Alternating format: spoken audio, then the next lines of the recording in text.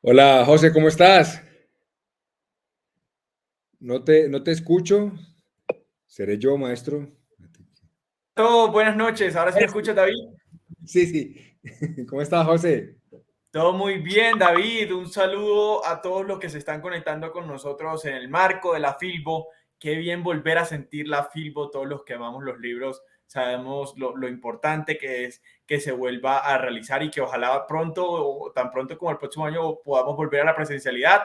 Pero por ahora estamos aquí con un autor que me gusta muchísimo y sobre todo que nos trae un libro que sé que le va a encantar a eh, todos los que son emprendedores, todos los empresarios que lideran negocios, todos los que son líderes de estrategia, los que toman decisiones de marketing con respecto a los precios. Y vamos a hablar de eso con David Gómez, que nos está presentando su libro Negocios Inmortales.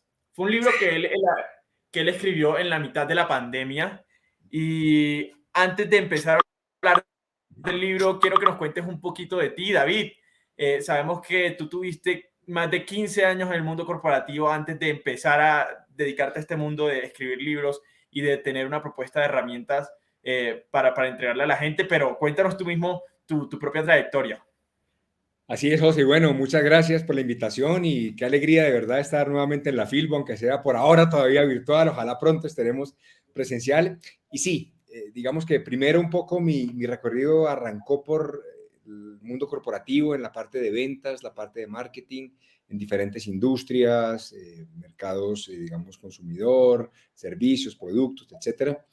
Y hace 11 años que empecé este proceso de intentar brindar herramientas para los empresarios, emprendedores, para los negocios, de cómo poder seguir adelante independiente de las circunstancias. Y de ahí vinieron varios libros, 6 libros hasta ahora, Negocios Inmortales es el último, que siempre como con la misma filosofía, José, y es defender la venta digna. A mí me angustia mucho cuando la gente tiene que regalar su trabajo porque no llegan los clientes, porque digamos, les exigen cosas que a veces pues toca aceptar porque la situación lo amerita. Entonces siempre ha sido un poco como el hilo conductor. Y desde ese momento me he dedicado muchísimo a investigar, a compartir con negocios, a ir a la calle, a las trincheras, para tratar de entender qué podemos hacer para que nuestras iniciativas de negocio pues sean sostenibles y realmente sean como una fuente de ingreso que se mantenga para muchas personas y para muchas familias. Esa es como la gran filosofía de fondo. ¿En qué momento te decidiste a crear negocios inmortales? ¿Cuál fue el detonante? Porque sabemos que lo escribiste en la mitad de la pandemia también, ¿no? Sí, sí, sí, José. Además es muy simpático porque justamente en abril del 2020 yo le entrego a la editorial otro libro que no ha salido, que era el que estaba programado, que es un libro de comunicación, de cómo comunicar los diferenciales para que la gente le compre, no lo obvie, etcétera. Y se lo entrego a la editorial y empezamos con este tema porque llevaba nada, 15 días la pandemia y empezamos a sentir todo este tema y un poco lo que veíamos era, yo creo que hay momentos para cada concepto y para cada situación. Lo que dijimos es, definitivamente el tema está muy estresante, la gente está muy angustiada, negocios cerrándose, no saben cómo manejarlo, mil dificultades, bueno, digamos un caos como vivimos todos, y siendo un poco fieles a esta filosofía de ver cómo brindamos herramientas y ayudamos, lo que decíamos era, pues tenemos que buscar algo que realmente en este momento a la gente le sirva con lo que está buscando. Entonces, parte del libro, digamos que tenía algún material que había venido trabajando previamente, pero mucho fue durante la pandemia, investigué mucho, documenté mucho y empecé a organizar estrategias para poder darle a los negocios como un salvavidas y decirle, mire, la cosa está súper complicada, evidentemente, pero venga, le cuento qué está haciendo otra gente, mire lo que ha pasado, hay alternativas, hay opciones, hay optimismo en medio de esta locura y esa era un poco como la filosofía. Entonces, yo lo que te diría, José, es que no estaba pensado este libro definitivamente. Fueron las circunstancias y un poco como leer la necesidad que había en la calle, esta angustia de los negocios de decir, tenemos que tratar de poner algo en la calle para que la gente sepa que hay otras opciones, ¿no? Y ese fue como el detonante, como la pandemia nos dijo, bueno, toca hacer algo para seguir. Y entonces salió Negocios Inmortales, un libro que ya yo tuve la oportunidad de leer y les cuento que hay un factor que me llama mucho la atención. Después de nosotros vivir la crisis económica y social más grave en nuestra historia moderna, aparece un autor que es David Gómez con su libro, diciéndonos que para reactivar los negocios no hay que bajar precios ni desgastarse la caja en promociones. Dice esto, cómo vender de manera rentable en tiempos difíciles. Cuéntanos por qué esta tesis de ir en contra de las promociones y de los precios bajos, David. José, porque es que esto, yo creo que este es el común denominador en nuestros países en América Latina, pues y en Colombia ni se diga, pero es como lo que en el comercio, en las ventas y en general históricamente se ha visto como la estrategia, o sea, la única, ¿no? Mira cualquier sector comercial y siempre es promoción, descuento, ¿no? El Black Friday, el tal, tanto por ciento off, aniversario, nos enloquecimos, ahora sí, pagué dos, llevé tres, es como que no se nos ocurriera más en la vida. Y lo que yo digo es que a veces no somos conscientes del impacto tan funesto que esto tiene en la rentabilidad de una empresa.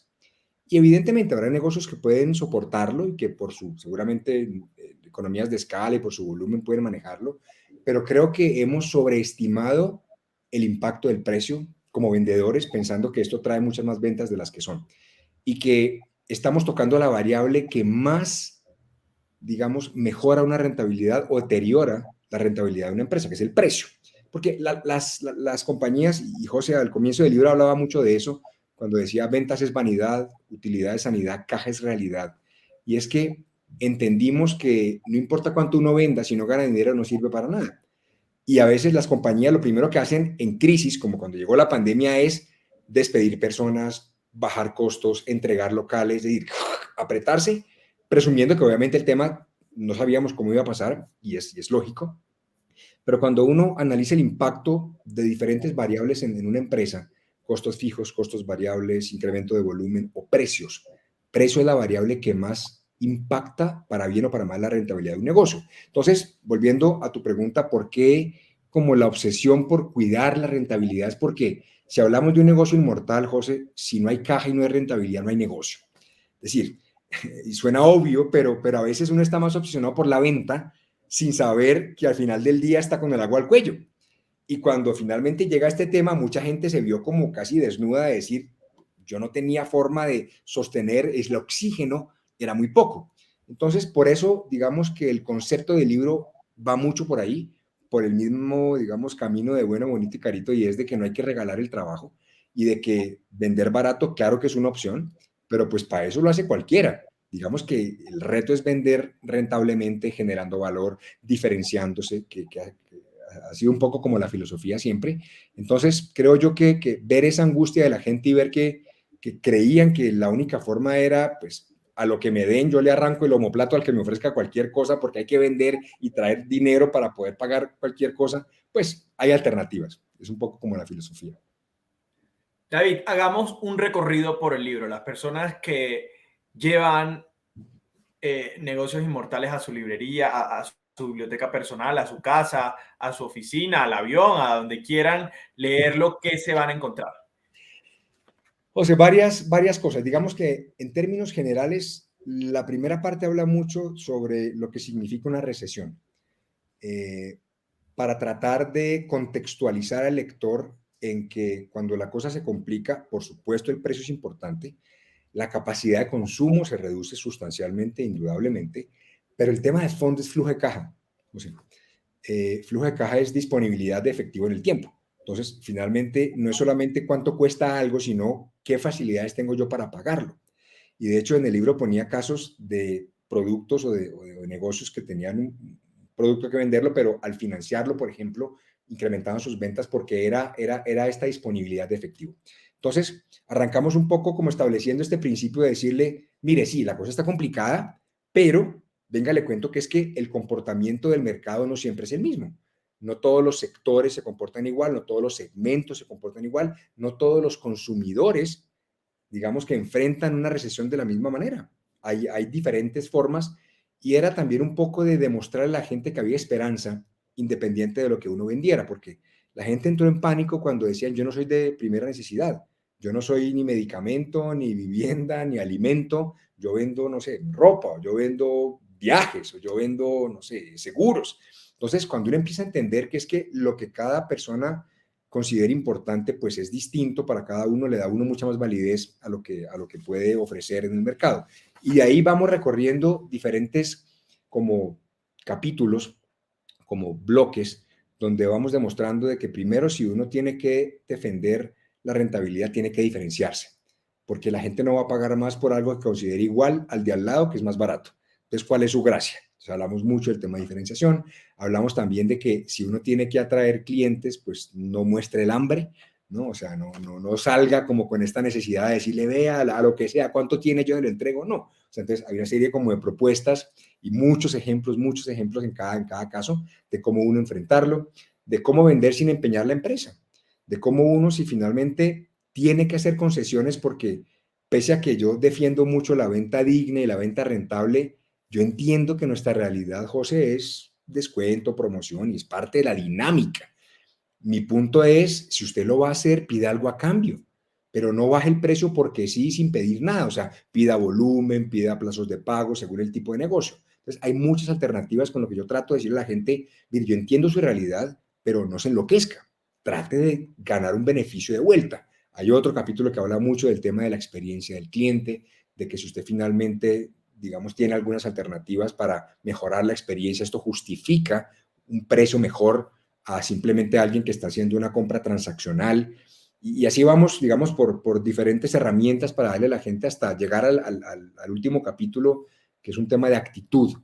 Porque así como arranqué el libro hablando un poquito de esta angustia que le da a uno ver esta situación, quería cerrarlo también diciéndole, está en cada uno de nosotros. Y obviamente uno no controla, José, la realidad ni la situación y todo lo que pasa, pero sí la forma como uno reacciona frente a eso, que no es fácil. Y es que uno asustado y angustiado sin saber qué va a pasar mañana es muy difícil. Pero creo que esa actitud es este polo a tierra que nos dice, bueno, aquí está el ancla, vamos para adelante y hay alternativas. Así que ese era un poquito el recorrido. Me despaché, ¿viste? Como te conté todo el libro. ¿No? Y te vas a devolver un poco porque hay algo que me llamó mucho la atención y es, obviamente estamos en la mitad de todos estos problemas que han tenido que afrontar las compañías en el último año y obviamente tienen 50.000 situaciones que atender internamente. Pero entonces, ¿cómo hacer para no quedarse con esas situaciones internas y poder reconectar con los clientes que están afuera y no deteriorar el servicio o el producto que se le está ofreciendo al cliente? Yo creo que es un punto muy importante, José, porque de hecho durante la pandemia y todavía un poquito, pero sobre todo en la primera parte, las compañías se escudaban mucho en la situación para fallar en despachos y es entendible, o sea, no había forma, no había, digamos, ciertos mecanismos, pero a veces como que esa era como la excusa, por llamarlo así, de limitar el alcance, limitar lo que las compañías podrían hacer. Y yo creo que uno de los grandes aprendizajes, como bien dices, para no quedarnos con estos problemas internos, es descubrir lo que creo que descubrimos, que suena obvio y viene hace muchos años, pero muchas compañías entendieron la importancia del tema online. Y yo sé que suena casi que, digamos, una perogrullada decirlo ahora de que, ay, pues toca hacer internet, obvio, pues sí, pero es que hace 2 años te quiero decir que la mitad de la gente no estaba montada en internet, al nivel que están hoy. ¿Sí? La gente sabía que tenía ahí su página o su red social, pero esto estalló. Y con eso viene una gran responsabilidad, porque es llegar a mucha más gente preguntándote, mucha más gente a la cual tienes que contestarle, mucha más gente con la que tienes que despacharle, mucha más gente para manejar inventario. Es decir, es otra dinámica que yo creo que muchas compañías como que se despertaron a la fuerza porque descubrimos que es que hay una realidad distinta. Y yo creo que esto abre grandes oportunidades. Y de hecho hay muchos casos en el libro donde, digamos, cuento casos de compañías que hicieron este híbrido entre, ok, somos presenciales, pero si hay virtualidad también le jugamos. Y no hablo solamente de los e-commerce, hablo de experiencias digitales, hablo de un restaurante que hace fiestas virtuales, hablo de la wedding planner que hace todo un tema de baby showers virtuales, hablo de muchas cosas donde la gente dice, pues si el mundo nos da limones, pues hacer limonada. Uno tiene que buscarle como la comba al palo y yo creo que ese es como el aprendizaje. O sea, que independiente de las dificultades que uno haya descubierto en su compañía y de ver qué puede mejorar en su negocio, se abren unos nuevos caminos de saber que hay mucha más gente de la que uno creía, que le puede interesar lo que uno vende, que es que antes no nos exponíamos lo suficiente seguramente, que no teníamos los canales para que nos vieran, las plataformas para que nos compraran. Entonces creo que, como también hablo al comienzo del libro, las dificultades son necesarias para sacarnos de la zona de confort, para darnos un empujoncito y decirle, maestro, para adelante. Entonces yo creo que es positivo. Es que en vez de imaginarnos un negocio inmortal como un negocio lleno de escudos que se blinda, es al contrario un negocio que va con la espada adaptándose Sí. en lo que se vaya encontrando. ¿Cómo se toman esas decisiones en tiempo real? Es que los tiempos de ahora son diferentes, ¿no? Ahora hay que tomar decisiones mucho más rápido y este tema que centra todo como lo es el precio también. ¿Cómo tomar esas decisiones en tiempo real? ¿Crees que eso de pronto pertenece a la cultura que cada compañía debe crear? Yo creo que ese fue uno de los grandes aprendizajes también y es la capacidad de adaptación. Porque creo que siempre oímos la teoría de Darwin, ¿no? De que usted se adapta o se muere. Y no, ay, sí, en el colegio, qué pereza. Le tocó, hermano. Vaya, vívala. Y fue tal cual lo que nos pasó. Muchas compañías se dieron cuenta que si no giraban un poquito, que si no diseñaban o reconfiguraban su propuesta y lo que tenían que hacer, pues, chao. Y es una parte del libro muy interesante, José, en la que hablamos de cómo uno se adapta, cómo uno adapta la oferta al mercado, cómo uno reconfigura su negocio o lo que esté ofreciendo. Y hablábamos de tres ejes básicamente que uno tiene que reconfigurar para adaptarse, porque la adaptación hace que uno pueda sopesar las olas o llevarlas de mejor manera. Estos tres ejes eran: revise qué vender, a quién venderlo y cómo venderlo. Y ahí también hay muchos ejemplos donde compañías que decían, bueno, el portafolio mío hoy era este, pero a lo mejor con esta realidad tengo que cambiar la forma de lo que vendo, vender ingredientes, vender un concepto de que la gente lo haga en su casa, buscar una nueva línea de producto, complementar este tema. El a quién venderlo es repensar su mercado. Puede que el cliente habitual ya no quiera comprar lo que usted vende o no esté dispuesto a pagarle, o también puede identificar que hay otros mercados más allá de el círculo habitual que uno tiene alcance como empresa. Y el tercer punto era cómo venderlo, es decir, condiciones comerciales, canales de distribución, porque muchas compañías, por ejemplo, entendieron que podían desintermediar para cierto tipo de cliente. Entonces, para algunos canales manejan sus, digamos, intermediarios normales, minoristas o como lo manejen, pero otros se dieron cuenta de que podían llegar directamente a los clientes, a un segmento de clientes a través, digamos, virtual. Entonces, creo que esta reconfiguración de lo que la compañía puede ofrecer en estos tres ejes, qué vender, a quién y cómo, nos permite esta flexibilidad siempre para uno adaptarse, porque la crisis ahora es pandemia, pero pues mañana será de evaluación, el incremento del dólar, pasado mañana el precio del petróleo, después va a ser entonces un problema social o va a ser los paros, digamos, de transportes. Hay tantas dificultades siempre, José, sectoriales, por zonas, país, globales, como sea, que yo creo que lo que tenemos que aprender es un poco a eso, es a bailar al son que nos pongan. Entonces, un poco los mensajes que tratamos de darle a la gente es eso, es decirle, pues si nos cambian las reglas, ¿qué hay que hacer? Y adaptemos el tema. Me gustaría preguntarte de qué manera el libro termina siendo una herramienta para pymes, porque a veces estos temas de repensar negocios, de estrategia, suenan súper grandes y pensamos que solo son para las grandes compañías, pero cómo una pyme puede aplicar estas herramientas que nos cuentas en el libro para escalar y hacer crecer su negocio. De hecho, creo que una de las cosas más interesantes, José, del libro es que te diría el 95% seguramente de los ejemplos son pymes, y más que pymes, microempresas incluso, eh, y de muchísimos sectores, porque yo creo que algo que podemos aprovechar en los pequeños negocios es aprender de los demás. Uno a veces lucha como solo, como estoico, como decir, aquí estoy yo contra el mundo y qué tal, pero ya hay gente que se ha dado en la cabeza, ya hay gente que ha aprendido cosas, ya hay gente que tiene muchas lecciones para enseñarnos, y hay una cosa muy linda que a mí me encanta, que es la polinización cruzada. Y es, ¿qué puedo yo implementar en mi empresa de otro sector, de otro negocio que pueda ser útil? porque a veces uno cree que el comportamiento de su sector es sui generis. Ejemplo, tengo un restaurante, entonces si yo busco estrategias de reactivación, tengo que buscar otros restaurantes. Sí y no, porque si mi estrategia, por ejemplo, es crear mejores experiencias para los clientes que llegan, para que se sorprendan, para que vivan una grata experiencia, para que nos refieran, nos manden más clientes, para que vuelvan, uno puede guiarse mucho de otros sectores que son expertos en crear experiencias para clientes. Hablo de turismo, hablo de hotelería, hablo de espectáculo, hablo de entretenimiento, de muchas cosas donde uno dice, ¿qué hacen los que saben de este tema que yo pueda aprender para aplicar en mi negocio? Entonces, si uno es una pyme o una pequeña empresa, pues tiene una realidad muy concreta que tiene que enfrentar en este desafío y hay muchas herramientas acá porque yo te diría, el libro es ridículamente práctico, ¿no? Es como en un lenguaje sencillo, pero además es como, mire que este negocio lo hizo. Ejemplos de panaderías, hay ejemplos de ferreterías, ejemplos de hoteles pequeños o grandes, hay mucho, digamos, insumo donde uno se ve reflejado y dice, esto me pasa a mí. Y yo creo que eso es lo que hace el libro muy accionable, porque no es como teoría. Usted le dice, no, pues para vender más seduzca al cliente. Y a ver cómo se hace eso.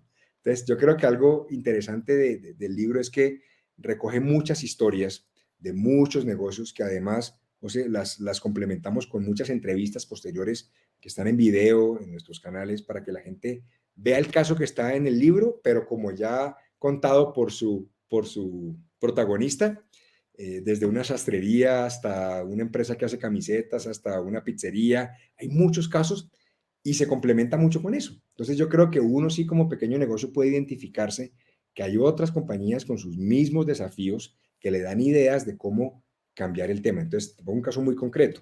Una pizzería en su momento empezó a vender la pizza en forma de corazón cuando no nos podíamos ver para que uno le mandara un regalo a otro. Y empezaron a marcar la caja con una nota. Abuela, te extrañamos mucho, felices 85 años, tus nietos, besos, chao. Y ese mismo concepto lo ve una empresa de camisetas y usa cajas de pizza para mandar camisetas, pero con un concepto diferente, donde tenía un código acá que tú podías escanear y te ponía una canción en Spotify, etcétera, que es un ejemplo claro de cómo una idea de una industria pasa para otra, pero es estar abiertos a que hay muchos elementos que podemos aprender de todos los que estamos en esta lucha y en esta búsqueda de innovación continua. Es que definitivamente, si algo vimos en la pandemia fue un despertar creativo en todos los negocios. Yo creo que todo el mundo se puso la camiseta para empezar a pensar, a repensar. Hay una palabra que no quiero mencionar que se volvió muy cliché, pero A mí me gusta. no, esa palabra reinventar que tanto se mencionó Pero el sí. año pasado, obviamente nos dio mucho para ver, para observar y para aprender. Es que de verdad yo quedé muy impresionado con lo que vimos, sobre todo en los inicios de la pandemia, cuando la gente tuvo que tomar decisiones rápidas. David, ¿cómo hiciste para escoger los casos? ¿Cómo haces para escoger un caso de negocio y decidir llevarlo al libro y pensar que puede ser una herramienta para todos los demás? José, yo creo que ningún libro se escribiría si no es con la contribución de la realidad, por lo menos en mi caso y los libros de negocios, yo creo que yo voy un poco al revés y es lo que me muestra la realidad es lo que trato de escribir para demostrarle al resto que no ha hecho, que vea que sí se puede. La teoría creo que es validada por la realidad. Y lo que hice en ese momento fue preguntar, y siempre ha sido un poco mi estilo en redes sociales. Arranca la pandemia y saco un video diciéndole a la gente, cuénteme qué está haciendo. Nos encerraron a todos, ¿usted qué está haciendo? Y la gente, pues además que todos estábamos como con esta angustia, empieza a contarme. Y compartían en redes, alguien me decía, mire, yo hice esto, pero además tengo un negocio que conocí que hizo esto. Y empieza a evolucionar y la misma comunidad y las mismas personas te van contando historias. Y el criterio para saber cuáles van al libro era qué historia puede ser inspiradora y puede ser replicable por otros sectores o por otras personas o negocios para los cuales aplica una misma realidad.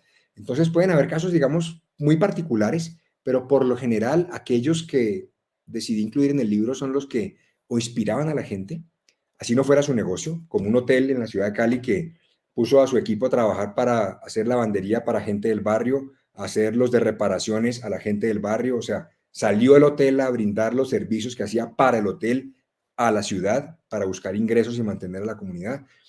Que así uno no sea un hotel, uno dice, yo puedo hacer esto con mi equipo, cualquiera sea mi empresa. Entonces, buscaba muchos casos que mostraran, uno, diversidad de industrias, que hubiera servicios, que hubiera productos, que hubiera diferentes sectores de diferentes tamaños, de diferentes países, para tratar de reflejar esta realidad y de inspirar a mucha gente a que aplicara cosas. Porque yo a veces creo que cuando la crisis llega, uno está buscando es como una herramienta rápida para decir, a ver, yo ensayo esto.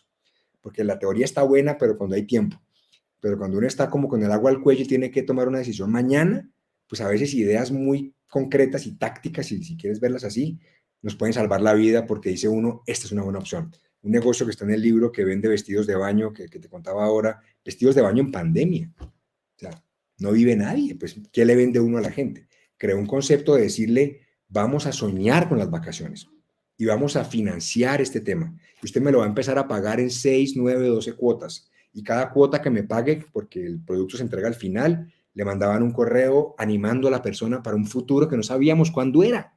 Pero era un concepto diferente de acompañar a un cliente a decirle, llegará el día, vamos soñando con ese día. Y me decía, y estaba en una entrevista que le hice luego, vendió más que en toda su historia. Decía, ¿cómo uno vende vestidos de baño en pandemia, José?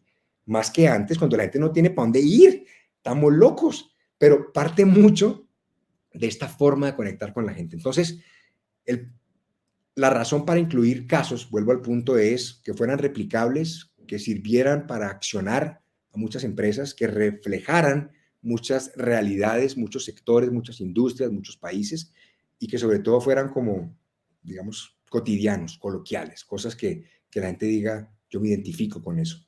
Era un poco como la filosofía. David, para ir cerrando, ¿qué crees que no hemos mencionado en este conversatorio que deben escuchar todos los que están aspirando a leer el libro y a tenerlo próximamente? Yo creo, José, que es un libro que a veces, digamos, por la circunstancia en la que salió, uno podría asociarlo mucho como a la pandemia. Y evidentemente hay muchos ejemplos de la pandemia. Pero yo lo que creo es que es un manual de supervivencia, si me preguntas.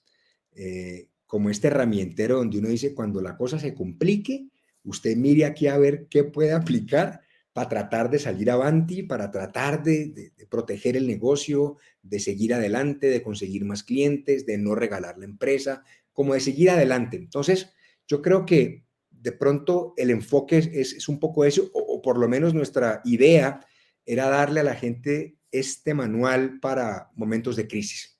Como cuando uno dice, la cosa se complicó y como ahora decíamos, ahora es pandemia, pero el día de mañana puede ser diferentes circunstancias. Pueden ser crisis inmobiliarias, como pasó en 2008, pueden ser temas del petróleo, bueno, muchas circunstancias o a un sector, o a una región, o a un país, lo que sea, pero es tener la capacidad o desarrollar la capacidad de reaccionar para seguir adelante si nos cambian las reglas de juego. Que yo creo que cuando uno está en una economía, o por lo menos el negocio va tranquilamente por un tiempito, uno se relaja.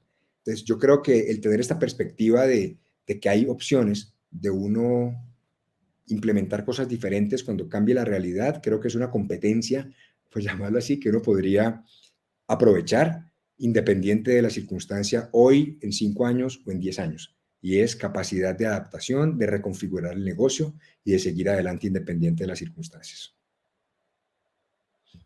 Así es, un manual de superación, lo ha dicho el mismo David Gómez, que está lanzando, pues ya saben, su libro Negocios Inmortales. Está en toda Colombia, a nivel nacional, en las librerías más grandes del país, de la mano, pues, de Penguin Random House. Así que, David Gómez en la Filbo, gracias por estar con nosotros en este conversatorio y en este tiempo de volver a leernos. Muchísimas gracias, José, por la invitación y de verdad un gran placer para mí. Y simplemente como mensaje de cierre es seguir dando esperanza, que así las circunstancias sean difíciles, tenemos mucho para seguir adelante, tenemos una gran pasión en todo lo que hacemos y yo creo que eso es lo que nos va a llevar al otro lado siempre. Así que muchas gracias, José. Aquí se los muestro a todos. Gracias por acompañarnos y recuerden que pues esto va a quedar grabado para quienes no pudieron verlo completo. Gracias. Muchas gracias. Chao. Despedimos.